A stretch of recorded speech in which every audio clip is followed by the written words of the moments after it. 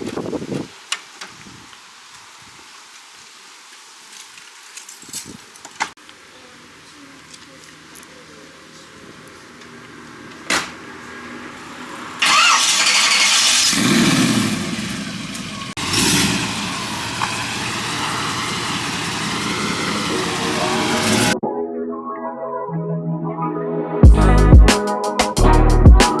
guys, so we're here with Jon and his beautiful Thames 300e, and you can see in the sunlight it looks absolutely stunning. So Jon, I just want to say thank you for inviting us to check it out. Thank you, Tony. It's absolutely amazing. As you guys can see, this orange really pops. So before we go into this build, I'm gonna find out from you, Jon, like, take us back to when you started getting into cars, and was it into modified cars or custom cars? What was it like back then for you? Well, basically, I think as a kid, I was always fascinated by cartoon vehicles, and it was just something wacky about, you know, big wheels, little wheels, big engines, things like that, wacky races, that sort of thing. And I think as I grew up, I just had this fascination, and I had to have a go at building something when I was old enough. And luckily I got into sheet metal fabrication work as a welder and a fabricator in my late teens. And so I ended up getting my first project, was a Ford Popular, set up in Begg. Yeah. And I ended up putting a V6 engine in there, a chrome jag rear, bright red paint, and I loved it. That was me. And I thought, wow, this is the way I'm going with my car interest. So I was going around all the shows. Yeah. And enjoyed it, absolutely loved it. I loved all this sort of lifestyle of the custom car, hot rods, show cars. I love the American show cars, the 1960s style, and so some of the people that built them, you know, like Barris and people like California show cars, and so from there I just moved on, and I ended up selling the Ford Pop. And I ended up building another car, a Morris Minor pickup with a V8, and that didn't get finished because I ended up buying my old Ford Pop back again. Okay. And that then had a rebuild, and that had a Daimler V8 in it, new pearlescent paint, and it's still on the show scene today, although I sold it 20 years ago. No way. And it's still lovingly looked after. So then we entered this van, which I decided I wanted to build something else, and someone informed me about a van that was in Birmingham for sale that had actually been owned by a well-known car builder. So I ended up when I had a look at it, and it had a Rover V8, and it was a bit pro street, but it was built as a company vehicle for promoting the mechanics company. Yeah. So I ended up buying it. And I had it on the road for about 2 weeks, but there's things about it that I just wasn't happy with. So I started looking into it, and I found, okay, this isn't really roadworthy. It's going to need to be looked into. So I started stripping it down, and of course in the process of stripping it down, you find more and more things because it was built a while back. Yeah. So I bit the bullet eventually with the help of a friend who advised me to look into having a Pro Street chassis built for it. So I had a professional chassis built. Yeah. And it all went from there. I had it back in my garage, which is only a little single garage, and I ended up totally fabricating everything all the way through, exhaust, floor pans, everything. And it was just going to be built for race purposes only. But I got back into the chrome plating things when I decided, what am I going to do here? Am I going to paint it, chrome it, or just leave it? I thought, let's do a bit of chrome on it. So it snowballed from there, and it's moved on and moved on. So a lot of the vehicle, well, the only part of the vehicle that's actually left from the original one is the main body, the axle, and the registration plate. The rest of it is totally my own build, which has been built over a period of about 18 years.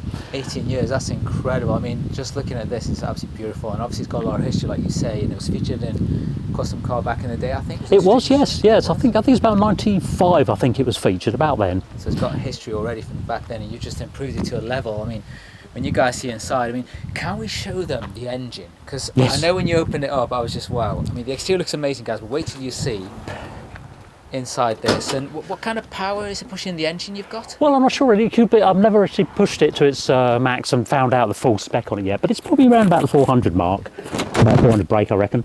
We have a nitrous system fitted, which as yet I still haven't used, but I do hope to start looking into the performance side of it this next year.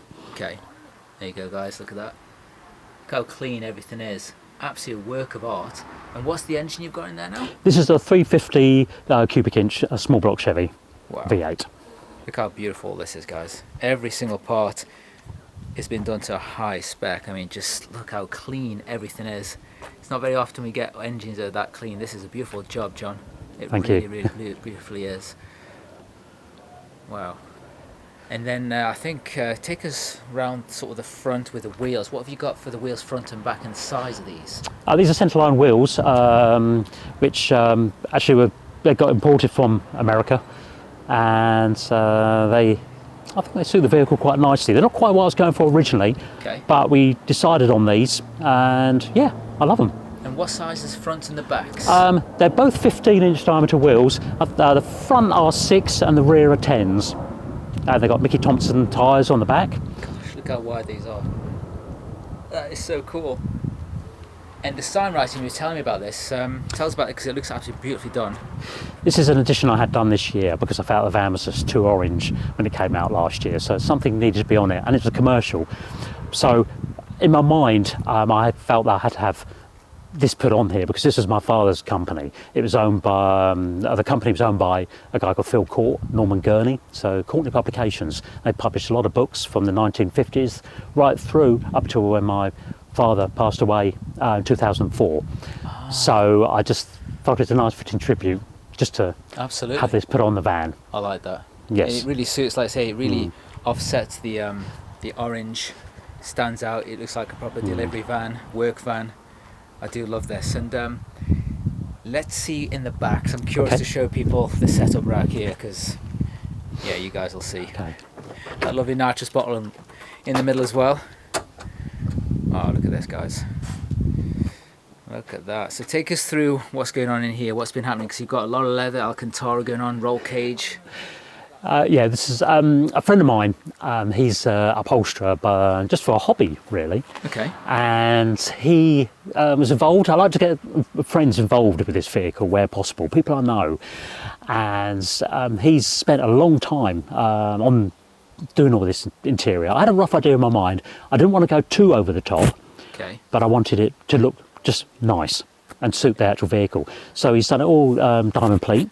The interior of the headlining, should I say, is Alcantara, and even the front panel, he's that was with the help of a friend. We made a wooden frame for it, and then another friend he did all the upholstery on it as well. So It's done a fantastic job. it is. It's a nice cosy interior. I love the Petrocran. This is really nice. That Petrocran's fantastic. And I think you've got a bag at the back. Yes. With tools, is that right? Well, in there is all the polishing kit. Oh, polishing kit, there you go, guys. So he's even made a polishing kit bag to go in with the interior to match. All behind the Absolutely panels, brilliant. we've got all my tool kits and tow ropes, things like that, should I need them. Oh, that's Everything's in there, amazing. all tucked away. They're all on Velcro, so I can just pull them Wow. away and just get to them if needs be. Luckily, as yet, I haven't had to. No, I mean, this is amazing.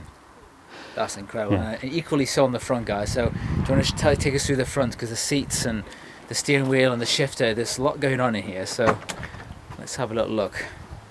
Let's show you guys. Go for the dashboard first. So take us through the steering wheel, because did you make the steering wheel yourself, you were telling me? Yes, wherever possible with this vehicle, I made whatever I could. Because being a fabricator, you're just itching, you want to make bits and pieces. And yes, I made the steering wheel. That was made out of a bit of flat sheet metal, cut out, molded, round tube put onto it, and then plated. And then my friend again did the upholstery on it. Other items, for example, are like the foot pedal, accelerator pedal, all made by myself. The dashboard was incorporated into the roll cage, including the gear shifter housing. That was made by myself, and then another friend who had a milling machine, he just engraved all the Thames in the side of it. The gear knob itself, another friend, a good friend of mine, he cast that for me, that skull, and we just put that in there as a nice little tribute, and thanks to him. Oh yeah, that looks amazing. And the seats look actually gorgeous. We'll just come around here, guys, just to see the seats at addition. Yeah, there's a lot of struggle with the seats, trying to get them right. They look really good. They are very comfy. And what seats are these ones? They're Courbet seats. Oh, they're Courbet. Okay. They're Courbet race seats, but they've had a lot of work gone into them to make them what they are now. And even my wife finds them very comfortable when we're out on the road. So that says something. Perfect. Yeah, because obviously bucket seats can be a bit of a on the bum, but Yes. they're good. Ooh, I've just noticed down there by that seat you got your head unit. Is that right? Yes, yes, that's all Just tucked your head. away. I didn't want it all visible. That's a good idea, though. And then I the like that. speakers all hidden behind the Oh, they're upholstery. hidden there as well. No Yeah. way. So there you go, guys. This is one heck of a van. And as you can see in the sunlight, it really does look absolutely stunning. Other simple little modifications are like with the 100Es, the bonnet would usually open the other way. So in this instance, I've made the bonnet so it's reverse, so it comes up this way. I've Do you made, know? made the hinges for it, the slam panels. Now you tell me, you're right. It's actually the other way around. Yes, a lot of people don't notice it. It's one of those things that suddenly, after looking at it for a long time, you'll suddenly think, hang on a minute, these bonnets don't open this way. And those hinges are beautifully done. I love these.